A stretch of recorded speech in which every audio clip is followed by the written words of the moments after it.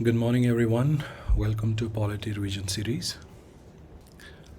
हमने पहले भी ये डिस्कस करा था कि जो आर्म्ड फोर्सेस होते हैं उनके फंडामेंटल राइट्स को रिस्ट्रिक्ट किया जा सकता है। तो यही आर्टिकल 33 यही कहता है कि it empowers the parliament to restrict और abrogate the fundamental rights of the members of armed forces, ताकि वो अपनी ड्यूटीज़ अच्छे से डिस्चार्ज कर पाएँ और डिसिप्लिन मेंटेन हो पाए आर्म्ड फोर्सेस में। तो ये लॉज जो आर्टिकल 33 के अंडर बनते हैं ये सिर्फ पार्लियामेंट ही बना सकता है, स्टेट लेजिस्लेचर्स नहीं बना सकते।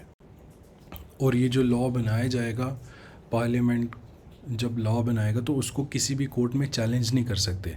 अब मान लो कोई फोर्स का बंदा ये सुप्रीम कोर्ट में या हाई कोर्ट में जाके ये नहीं कह सकता कि मेरा फंडामेंटल राइट जो है वो रिस्ट्रिक्ट या एब्रोगेट किया गया है, क्योंकि आर्टिकल 33 एम्पावर करता है पार्लियामेंट को ये करने के लिए।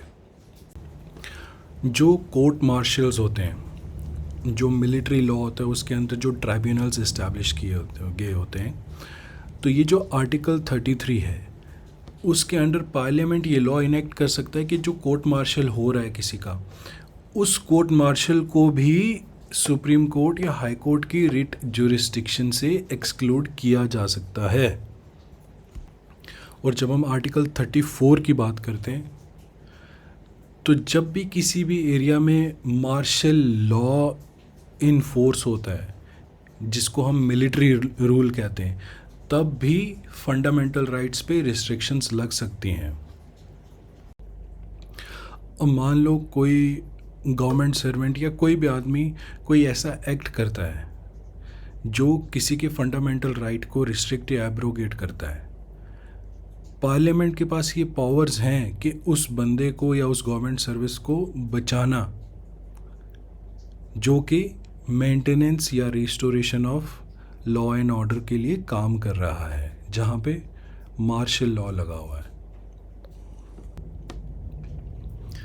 तो मार्शल लॉ का जो कॉन्सेप्ट है वो इंडिया में कहाँ से बोरो किया गया है? From English common law. लेकिन मार्शल लॉ होता क्या है ये कॉन्स्टिट्यूशन में कहीं भी डिफ़ाइन नहीं किया जा सकता, नहीं किया गया है।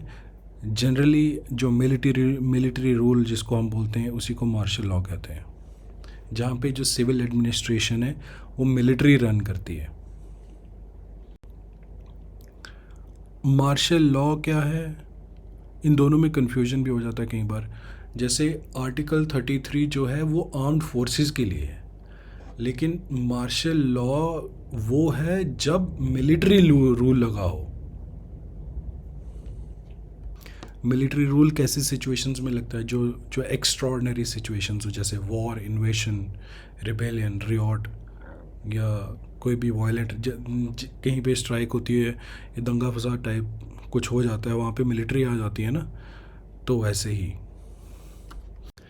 ऑनरेबल सुप्रीम कोर्ट ने ये डिक्लेयर किया है कि declaration of martial law does not ipso facto result in the suspension of the writ of habeas corpus.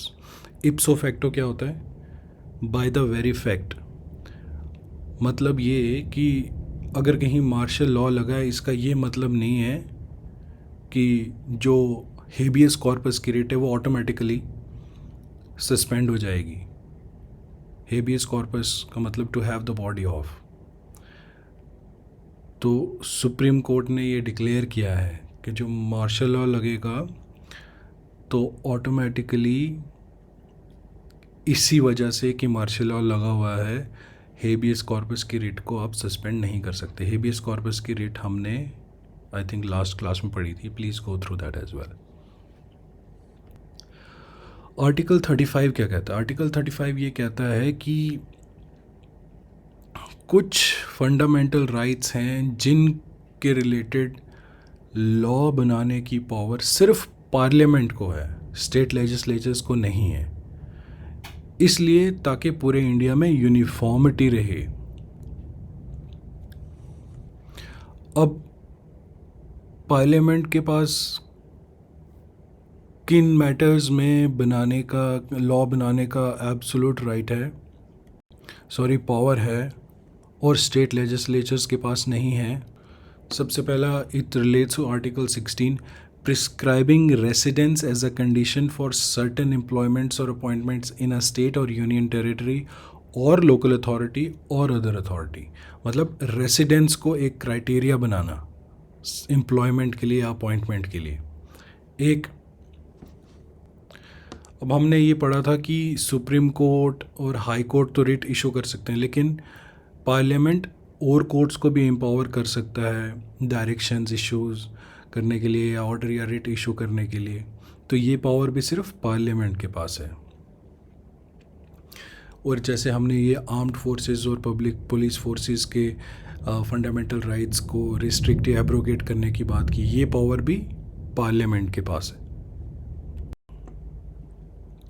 Martial law में किसी गवर्नमेंट सर्वेंट या अदर किसी और बंदे को बचाना for any act done during the operation of martial law in that area, ये power भी किसके पास है? पार्लियामेंट के पास है। फिर उसके बाद अनटचेबिलिटी जो आर्टिकल 17 पढ़ा, या traffic in human beings and force labour article 23। Laws बनाना फॉर प्रिस्क्राइबिंग पनिशमेंट, इन दोनों केसेस में भी पार्लियामेंट के पास है और स्टेट लेजिस्लेचर के पास नहीं है। इसमें से कुछ मैटर्स जो हैं वो स्टेट लिस्ट में भी आ सकते हैं, जो 3 लिस्ट होती हैं, union list, state list, concurrent list. लेकिन जो यहाँ पे हमने चीज़ें डिस्कस करी हैं, इनका जो लॉ बनाने की पावर है वो सिर्फ पार्लियामेंट के पास है, स्टेट लेजिस्लेचर के पास नहीं है। जो मार्शल लॉ है और नेशनल इमरजेंसी है, उन दोनों में डिफरेंस है। जैसे जो मार्शल लॉ है वो सिर्फ फंडामेंटल राइट्स को इफ़ेक्ट करेगा, लेकिन जब नेशनल इमरजेंसी इन्फोर्स होगी तो fundamental rights, centre state relations, revenue distribution, legislative powers between centre states, या फिर टेन्योर ऑफ द पार्लियामेंट, इन सब चीज़ों को इफ़ेक्ट करेगा जब नेशनल इमरजेंसी इन्फोर्स होगी। जब मार्शल लॉ होता है तब it suspends the government and ordinary law courts, लेकिन नेशनल इमरजेंसी में ऐसा नहीं होता।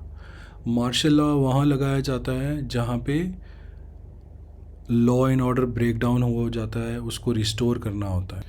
किसी भी रीज़न से law and order break down हो जाए, वहाँ मार्शल लॉ लगाया जा सकता है। लेकिन जो नेशनल इमरजेंसी है वो 3 ही ग्राउंड्स पे लग सकती है: वॉर, एक्सटर्नल एग्रेशन और आर्म्ड रिबेलियन। मार्शल लॉ का कोई स्पेसिफिक प्रोविज़न नहीं है कॉन्स्टिट्यूशन में, इट्स इम्प्लिसिट। लेकिन नेशनल इमरजेंसी के लिए स्पेसिफिक प्रोविज़न है कॉन्स्टिट्यूशन में, इट इज़ एक्सप्लिसिट।